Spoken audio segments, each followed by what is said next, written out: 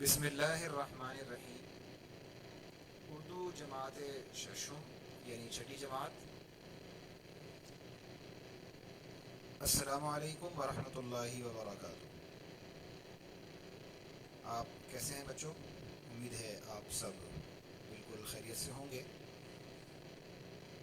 آج ہم سبق میں کچھ ایسی چیزیں دیکھیں گے جو پچھلے سبق میں ہم سے رہ گئی تھیں، تو آئیے ان پر ایک نظر ڈالتے ہیں۔ سب سے پہلی چیز ہے بلند خوانی، یعنی حمد کا ہم کو ہم تحت لفظ پڑھیں گے، کچھ اونچی آواز میں پڑھیں گے تاکہ ہم حمد کو پڑھنا سیکھ سکیں، اور سب سننے والے بچے اسی طریقے سے اس کو دہرائیں گے تاکہ وہ نظم پڑھنے کا انداز سمجھ بھی لیں اور سیکھ بھی لیں۔ اللہ تعالیٰ کی کچھ نعمتوں کا ذکر ہوگا۔ یہ نعمتیں تو بے شمار ہیں انسانوں پر بھی اور اس پوری کائنات کے لیے بھی، لیکن حمد میں جو نعمتیں کچھ بیان کی گئی ہیں ہم انہیں ہی دیکھیں گے۔ منظر نگاری ایک چیز آپ کو بتائی جائے گی آج، اور یہ بہت ہی دلچسپ اور تحریر کا سلیقہ سکھانے والی اور تحریر میں قوت پیدا کرنے والی یہ چیز ہے۔ اگر آپ اسے سیکھ لیں گے تو یہ آپ کے بہت کام آئے گی۔ مشکل الفاظ کا درست تلفظ، کچھ الفاظ ایسے ہیں جنہیں ہم عام طور پر اردو تلفظ کے مطابق نہیں پڑھتے، تو وہ تلفظ غلط ہو جاتے ہیں، انہیں ہم پڑھیں گے تاکہ ہمارے تلفظ ٹھیک ہو سکیں۔ آسان تشریح ہوگی، متضاد الفاظ ہوں گے، اور معرفہ اور نکرہ کے بارے میں ہم جانیں گے۔ تو سب سے پہلے ہم اس حمد کی بلند خوانی کرتے ہیں، تو آپ تیار ہو جائیے۔ جو چیز خدا نے ہے بنائی، جو چیز خدا نے ہے بنائی، ظاہر اس میں ہے خوش نمائی۔ کیا خوب ہے رنگ ڈھنگ سب کا، چھوٹی بڑی جس قدر ہیں اشیاء۔ ہر چیز کی ہے ادا نرالی، حکمت سے نہیں ہے کوئی خالی۔ ننھی کلیاں چٹک رہی ہیں، چھوٹی چڑیاں پھدک رہی ہیں۔ اس کی قدرت سے پھول مہکے، پھولوں پہ پرند آکے چہکے۔ چڑیوں کے عجب پر لگائے، اور پھول ہیں عطر میں بسائے۔ دن کو بخشی عجب صفائی، تاروں بھری رات کیا بنائی۔ مٹی سے خدا نے باغ اگائے، باغوں میں اسی نے پھل پکائے۔ میوے سے لدی ہوئی ہے ڈالی، میوے سے لدی ہوئی ہے ڈالی، دانوں سے بھری ہوئی ہے بالی۔ ہر شے اس نے بنائی نادر، بے شک ہے خدا قوی و قادر۔ ہم آگے چلتے ہیں۔ بلند خوانی اس کی ہوئی، تحت لفظ ہم نے پڑھا، اور آپ بھی کوشش کیجئے کہ اس طرح پڑھنا سیکھیے۔ اللہ تعالیٰ کی کچھ نعمتیں، یعنی اللہ تعالیٰ کی قدرت، اللہ تعالیٰ کی نعمتیں جو اس حمد میں بیان ہوئیں، تو چٹکتی کلیاں یعنی کلیاں جو پھوٹ رہی ہوں، اچھل کود کرتی چڑیاں، مہکتے ہوئے پھول، چہکتے ہوئے پرندے، پر پھیلا کر فضاؤں میں اڑتے پرندے، خوشبو بکھیرتے قسم قسم کے پھول، صاف و شفاف فضا والا روشن دن، تاروں سے سجا آسمان اور پرسکون رات، سادہ سی مٹی میں نت نئے باغات، باغوں میں مختلف اقسام کے پھل، پھلوں سے لدی ڈالیاں، اور کھیتوں میں دانوں سے بھری بالیاں۔ یہ اللہ تعالیٰ کی کچھ نعمتیں ہیں جو اس حمد میں بیان کی گئی ہیں۔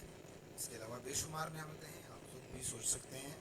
ہمارا جسم، ہماری عقل، ہمارے مختلف اعضاء، ہمارے والدین، ہمارے گھر میں ہمارے رشتہ دار، ہمارے بہن بھائی، اور پھر سب سے بڑھ کر اللہ تعالیٰ نے جو ہمیں دین دیا، ہمیں مسلمان بنایا، ہمیں قرآن پاک دیا، اور ہمیں اپنے پیارے نبی کی امت میں پیدا کیا، یہ سب اللہ تعالیٰ کی نعمتیں ہی ہیں۔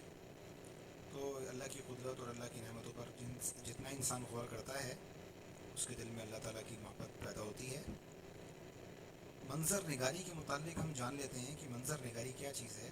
تو منظر نگاری کا مطلب ہے الفاظ کے ذریعے سے کسی جگہ، واقعے یا شخص کی مکمل کیفیت کو بیان کرنا، کہ وہ کیسا ہے، کس طرح کا محسوس ہو رہا تھا، کیسا لگ رہا تھا، رنگت کیسی تھی، شکل و صورت یا حلیہ یا لباس یا وضاقت کیسا تھا، یہ جگہ ہے تو وہ کس قسم کی محسوس ہو رہی تھی۔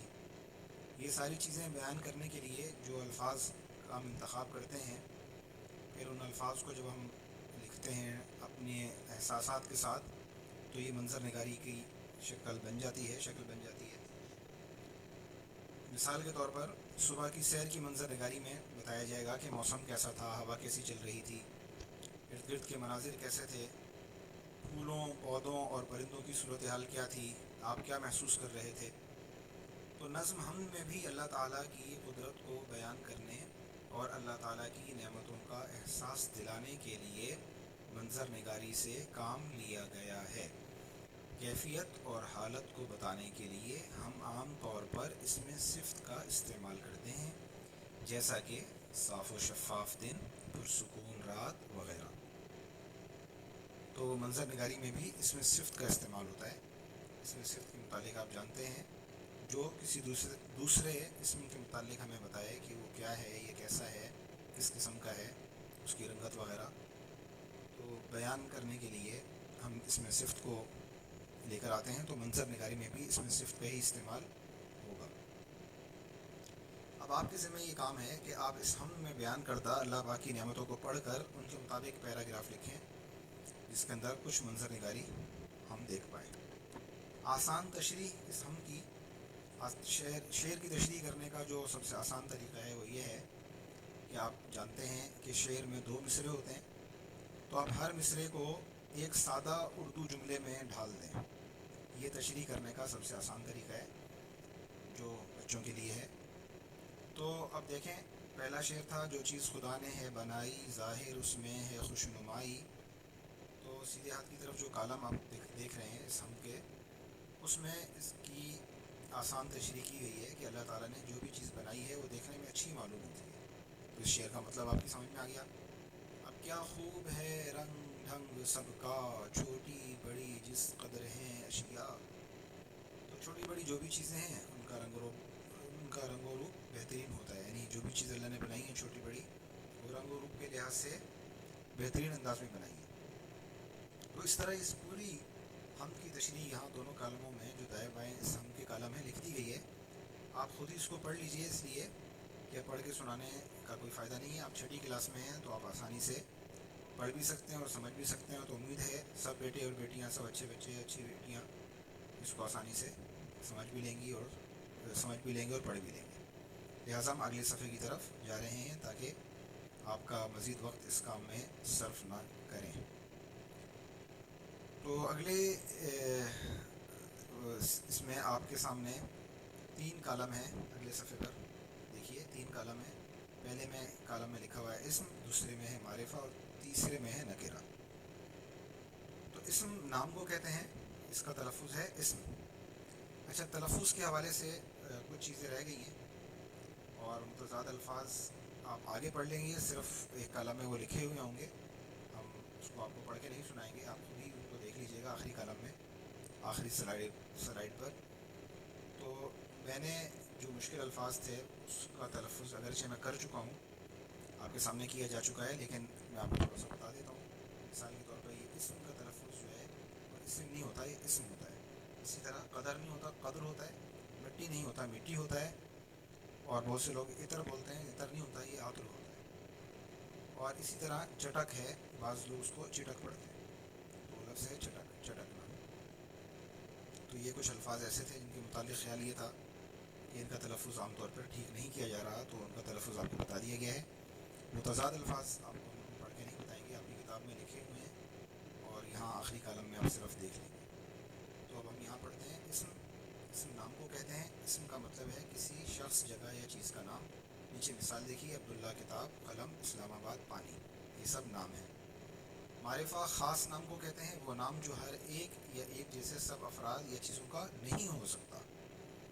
خاص نام ہوگا، کسی ایک فرد کا ہوگا، کسی ایک جگہ کا ہوگا یا کسی ایک چیز کا ہوگا، اس جیسی اس سے ملتی جلتی دیگر چیزوں کا وہ نام نہیں ہوگا، یا ان مقامات کا نہیں ہوگا، یا افراد کا نہیں ہوگا۔ مثال کے طور پر ابراہیم علیہ السلام تو نبی تھے، ہر نبی کو نبی کہا جاتا ہے، لیکن ابراہیم علیہ السلام ایک خاص نام ہے۔ اسی طرح دیکھیں قرآن مجید کتاب ہے، لیکن ہر کتاب قرآن مجید نہیں ہے، تو قرآن مجید ایک خاص کتاب ہے۔ اس طرح دیکھیے مکہ مکرمہ یہ خاص شہر ہے، ہر شہر کو مکہ مکرمہ نہیں کہا جا سکتا۔ میرے ابو سب کے ہوتے ہیں، ابو ایک اس میں نکرہ ہے، لیکن میرے ابو جو ہیں وہ ایک خاص ہیں، یہ خاص شخص کی طرف ہم نسبت کر رہے ہیں، خاص شخص کو ہم کے بارے میں بتا رہے ہیں، تو لہٰذا یہ معرفہ ہوگا۔ الائڈ اسکول سلمان فارسی کیمپس یہ ایک خاص نام ہے، ہر اسکول کو آپ سلمان فارسی کیمپس کا نام نہیں دے سکتے۔ مسجد نبوی یہ خاص مسجد ہے، ہر مسجد کو مسجد نبوی کا نام نہیں دیا گیا۔ تو اب اس کے بالکل الٹ آپ دیکھ لیں کہ نکرہ ہے عام نام، وہ نام جو ایک جیسے بہت سے افراد یا چیزوں کا ہو سکتا ہے۔ مثال کے طور پر نبی، کتاب، شہر، آدمی، اسکول، مسجد یہ عام نام ہیں، اور ان کے مقابلے میں خاص نام آپ پہلے پڑھ چکے ہیں۔ اب اگلے صفحے پر آپ متضاد الفاظ کی فہرست دیکھ لیجئے، اور اس کے ساتھ ہی آپ ہمیں اجازت دیجیے گا، تو انشاءاللہ پھر آپ سے بات چیت ہوگی۔ السلام